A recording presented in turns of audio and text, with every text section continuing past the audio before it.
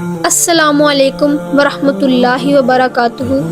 میرا نام رومان بنت یونس ہے اور میں امید کرتی ہوں کہ آپ سب ٹھیک ہوں گے۔ آج کا واقعہ حضرت عائشہ رضی اللہ تعالیٰ عنہ پر بہتان کا واقعہ ہے۔ نبی کریم صلی اللہ علیہ وآلہ وسلم جب بھی کسی سفر پر جانے کا ارادہ کرتے تھے تو اپنی بیویوں کے نام قرعہ اندازی کرتے تھے۔ جس بھی بیوی کا نام نکل آتا تو وہ ان کو ساتھ لے جاتے۔ حضرت عائشہ رضی اللہ تعالیٰ عنہ کہتی ہیں کہ نبی کریم صلی اللہ علیہ وآلہ وسلم نے ایک غزوہ پر جانا تھا، تو جب انہوں نے قرعہ اندازی کی تو اس میں میرا نام نکل آیا، یعنی کہ حضرت عائشہ رضی اللہ تعالیٰ عنہ کا۔ آپ صلی اللہ علیہ وآلہ وسلم نے جس غزوہ پر جانا تھا اس کا نام تھا بنی مستلق۔ تو آپ صلی اللہ علیہ وآلہ وسلم مجھے اپنے ساتھ لے کر چل پڑے۔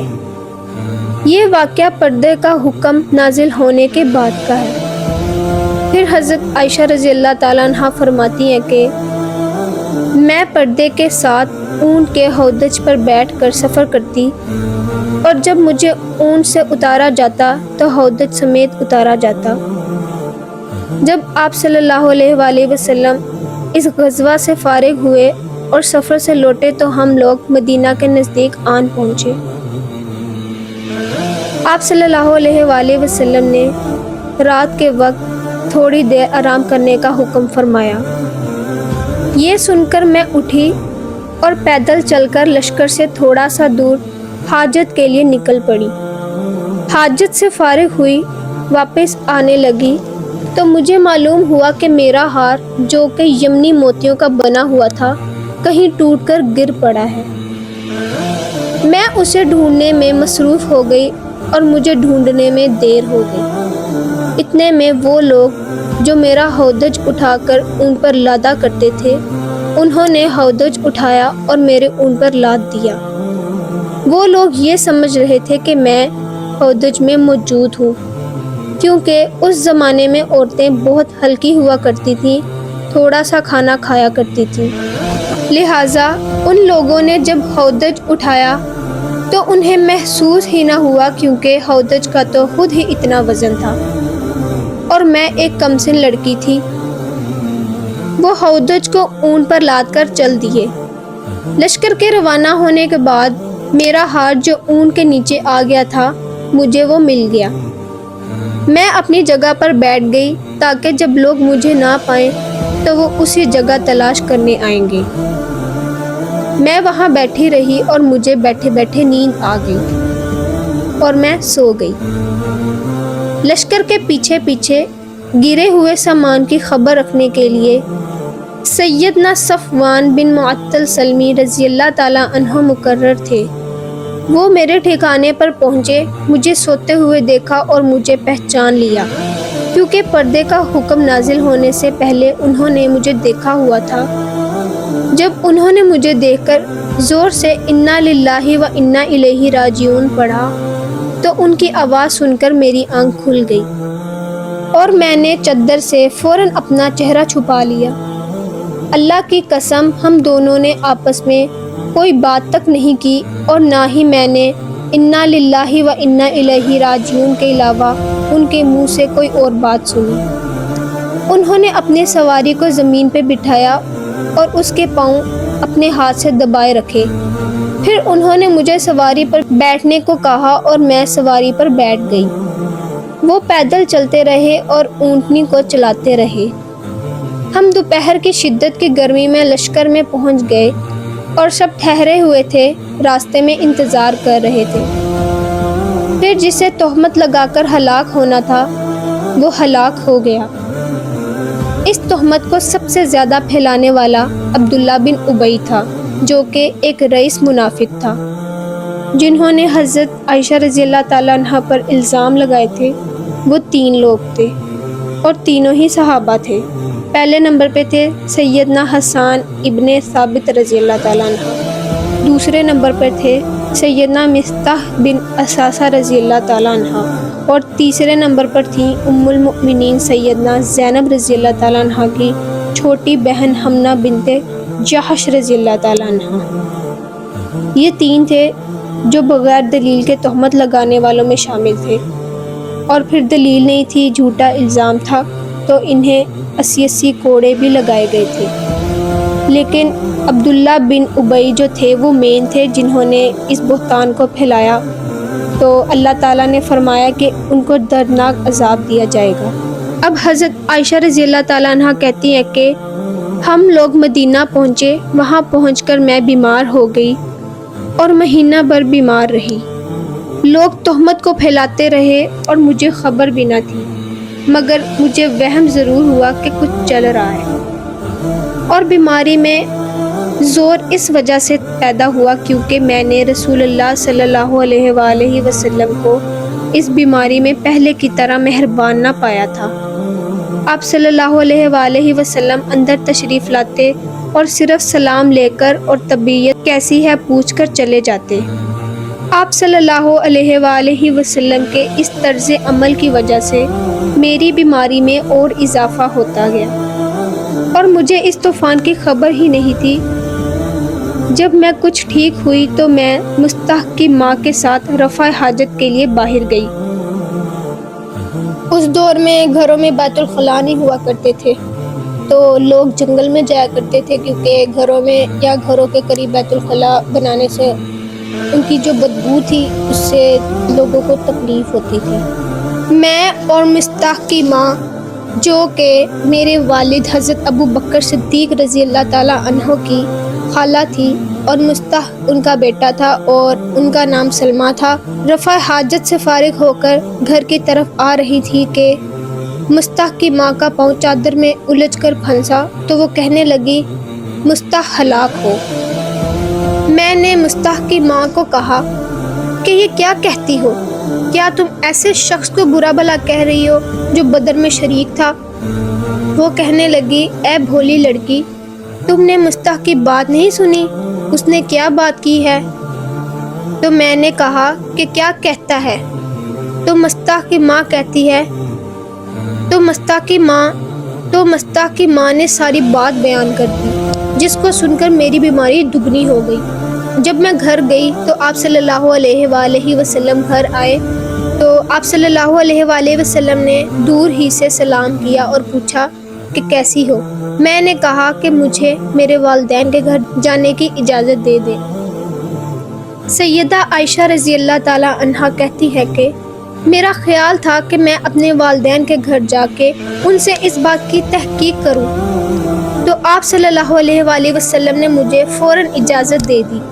میں گھر آئی اور اپنی ماں سے کہا کہ ماں، لوگ یہ کیا فضول باتیں کر رہے ہیں؟ تو انہوں نے کہا بیٹی، تم غم مت کھاؤ، اللہ کی قسم اکثر ایسا ہوتا ہے کہ جب کسی مرد کے پاس کوئی خوبصورت عورت ہوتی ہے اور وہ اس سے بے حد محبت کرتا ہے تو اس قسم کی باتیں نکلتی رہتی ہیں۔ میں نے کہا سبحان اللہ، لوگ ایسی باتیں زبان سے نکالنا شروع ہو گئے ہیں اور آپ کہہ رہی ہیں کہ کچھ نہیں ہوتا۔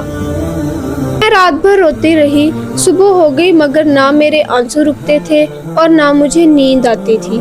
جب وہی آنے میں دیر لگی تو آپ صلی اللہ علیہ وآلہ وسلم نے سیدنا علی رضی اللہ تعالیٰ عنہ اور سیدنا اسامہ رضی اللہ تعالیٰ عنہ کو بلایا اور اس معاملے میں مشورہ کیا۔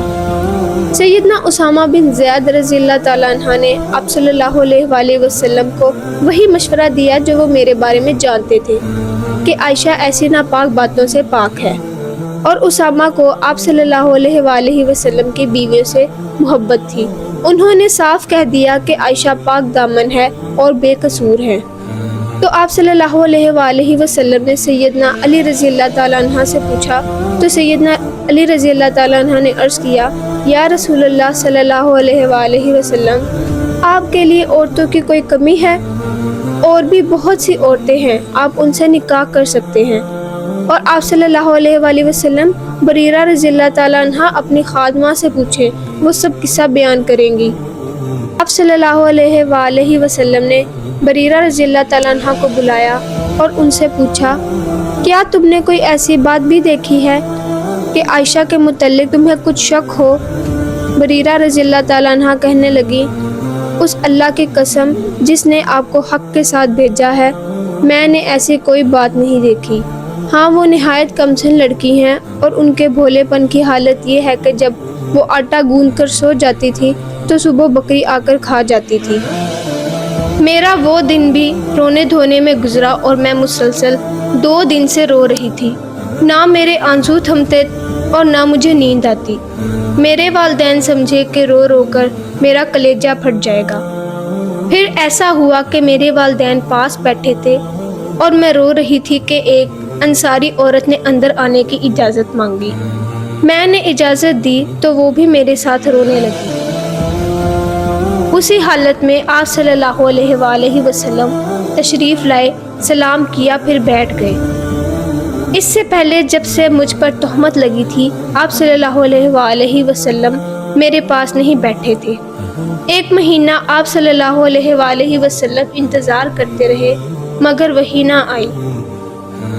آپ صلی اللہ علیہ وآلہ وسلم نے بیٹھ کر تشہد پڑھا، پھر فرمایا، عائشہ مجھے تیری نسبت ایسی ایسی خبر آئی ہے، اگر پاک ہے تو اللہ تیری برات فرمائے گا، اور اگر واقعی تجھ سے قصور ہو گیا ہے تو اللہ سے اپنے قصور کی معافی چاہ اور توبہ کر، کیونکہ جب بندہ گناہ کا اقرار کرتا ہے پھر اللہ کے حضور توبہ کرتا ہے تو اللہ اس کے گناہ بخش دیتا ہے۔ جب آپ صلی اللہ علیہ وآلہ وسلم نے مجھے یہ بات کہی تو میرے آنسو آنا رک گئے، یہاں تک کہ ایک قطرہ بھی میری آنکھوں میں نہ رہا۔ میں نے اپنے والد ابو بکر صدیق رضی اللہ تعالیٰ عنہ سے کہا کہ آپ رسول اللہ صلی اللہ علیہ وآلہ وسلم کو جواب دیں۔ وہ کہنے لگے، اللہ کی قسم میں نہیں جانتا کہ میں کیا جواب دوں۔ پھر میں نے اپنی والدہ ام رومان سے کہا کہ تم جواب دو۔ انہوں نے بھی کہا، میں نہیں جانتی کہ میں کیا جواب دوں۔ آخر میں خود ہی جواب دینے لگی۔ میں ایک کمزور لڑکی تھی، قرآن مجھے زیادہ یاد نہ تھا۔ میں نے کہا، اللہ کی قسم میں جانتی ہوں کہ یہ بات جو آپ لوگوں نے سنی ہے آپ کے دل میں جم گئی ہے۔ اب اگر میں گناہ کا انکار کروں اور اللہ جانتا ہے کہ میں نے گناہ نہیں کیا تو آپ لوگ مجھے سچا نہیں سمجھیں گے، اور اگر میں گناہ کا اقرار کر لوں اور اللہ جانتا ہے کہ میں اس سے پاک ہوں تو آپ لوگ مجھے سچا سمجھیں گے۔ اللہ کی قسم میں اپنی اور تمہاری مثال ایسی ہی سمجھتی ہوں جیسے سیدنا یوسف علیہ السلام کے والد کی تھی۔ انہوں نے جو کچھ کہا تھا میں بھی وہی کچھ کہتی ہوں کہ اب صبر کرنا ہی بہتر ہے اور تمہاری باتوں پر اللہ ہی میری مدد کرنے والا ہے۔ یہ کہہ کر میں نے کروٹ بدلی۔ مجھے یہ یقین تھا کہ میں پاک ہوں، لہٰذا اللہ تعالیٰ میری مدد ضرور فرمائے گا، مگر اللہ کی قسم مجھے یہ خیال تک نہ تھا کہ اللہ تعالیٰ میرے بارے میں ایسی آیات نازل کرے گا جو ہمیشہ پڑھی جائیں گی۔ میں اپنی شان اس سے بہت کمتر سمجھتی تھی۔ ہاں مجھے یہ امید ضرور تھی کہ رسول اللہ صلی اللہ علیہ وآلہ وسلم کو کوئی خواب آئے گا جس میں آپ میری برات واضح کر دیں گے۔ پھر اللہ تعالیٰ کی قسم ابھی اللہ کے رسول اللہ صلی اللہ علیہ وآلہ وسلم وہاں سے ہلے بھی نہ تھے اور نہ کوئی دوسرا آدمی ہی وہاں سے باہر گیا تھا کہ آپ پر وحی نازل ہونا شروع ہو گئی۔ آپ پر سختی ہونے لگی اور پسینہ موتیوں کی طرح آپ کے بدن سے ٹپکنے لگا۔ حالانکہ وہ دن سردی کا دن تھا مگر وحی اترنے میں ایسی ہی سختی ہوتی تھی۔ جب وحی ختم ہوئی تو آپ صلی اللہ علیہ وآلہ وسلم خوش تھے اور ہنس رہے تھے۔ پھر پہلی بات آپ صلی اللہ علیہ وآلہ وسلم نے یہی کی، عائشہ اللہ تعالیٰ نے تمہاری برات فرما دی۔ میری والدہ مجھے کہنے لگی، اٹھو اور آپ صلی اللہ علیہ وآلہ وسلم کا شکریہ ادا کرو۔ میں نے کہا، اللہ کی قسم میں نہیں اٹھوں گی، میں تو صرف اپنے اللہ کا ہی شکریہ ادا کروں گی۔ اس وقت اللہ تعالیٰ نے یہ آیات اتاری، جن لوگوں نے تہمت کی باتیں کی وہ تم سے ہی ایک ٹولہ ہے، اسے تم اپنے لیے برا نہ سمجھو بلکہ یہ تمہارے لیے بہتر ہے۔ جس نے اس میں جتنا حصہ لیا اس نے اتنا ہی گناہ کمایا، اور ان میں سے جو اس تہمت کے بڑے حصے کا ذمہ دار بنا اس کے لیے عذاب عظیم ہے۔ جب تم نے یہ قصہ سنا تھا تو مومن مردوں اور عورتوں نے اپنے دل میں اچھی بات یوں نہ سوچی اور یوں کیوں نہ کہہ دیا، یہ تو سرے بہتان ہے۔ پھر یہ تہمت لگانے والے اس پر 4 گواہ کیوں نہ لا سکے؟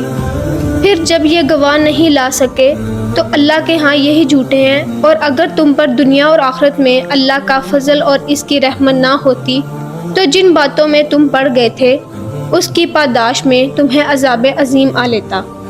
جب تم اپنی زبانوں سے اس بہتان کو اچھالتے تھے اور اپنے منہ سے وہ کہہ رہے تھے جس کے متعلق تمہیں علم بھی نہ تھا، اور تم اسے معمولی سمجھ رہے تھے حالانکہ وہ اللہ کے ہاں بہت بڑی تھی۔ اور جب تم نے یہ قصہ سنا تھا تو تم نے یوں کیوں نہ کہہ دیا، ہمیں یہ مناسب نہیں کہ ایسی بات کریں، تو پاک ہے، یہ تو بہت بڑا بہتان ہے۔ اللہ تمہیں نصیحت کرتا ہے کہ اگر تم مومن ہو تو آئندہ کبھی ایسی حرکت نہ کرنا۔ اللہ تمہیں واضح ہدایت دیتا ہے اور وہ سب کچھ جاننے والا اور حکمت والا ہے۔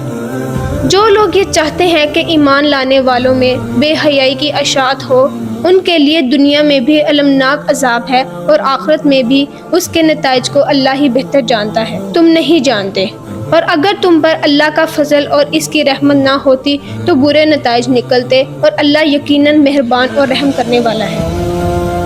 جب یہ آیات اتری تو ابو بکر صدیق رضی اللہ تعالیٰ عنہ، جو محتاجی اور رشتے کی وجہ سے مستح کی مدد کیا کرتے تھے، انہوں نے کہا، اللہ کی قسم آئندہ میں مستح کو کچھ نہیں دیا کروں گا، کیونکہ اس نے عائشہ کے متعلق ایسی باتیں کی۔ تب اللہ تعالیٰ نے یہ آیات نازل فرمائیں، اور تم میں سے آسودہ حال لوگوں کو یہ قسم نہیں کھانی چاہیے کہ وہ قرابت داروں، مسکینوں اور اللہ کی راہ میں ہجرت کرنے والوں کو کچھ صدقہ وغیرہ نہیں دیں گے۔ انہیں چاہیے کہ معاف کر دیں اور درگزر کر دیں۔ کیا تم پسند نہیں کرتے کہ اللہ تمہیں معاف کر دے، اور اللہ بخشنے والا اور رحم کرنے والا ہے؟ یہ آیات سن کر حضرت ابو بکر صدیق رضی اللہ تعالیٰ عنہ کہنے لگے، اللہ کی قسم مجھے یہ پسند ہے کہ اللہ مجھے بخش دے۔ پھر مستح سے پہلے سا سلوک کرنے لگے اور کہا، اللہ کی قسم جب تک مستح زندہ رہا میں یہ معمول بند نہ کروں گا۔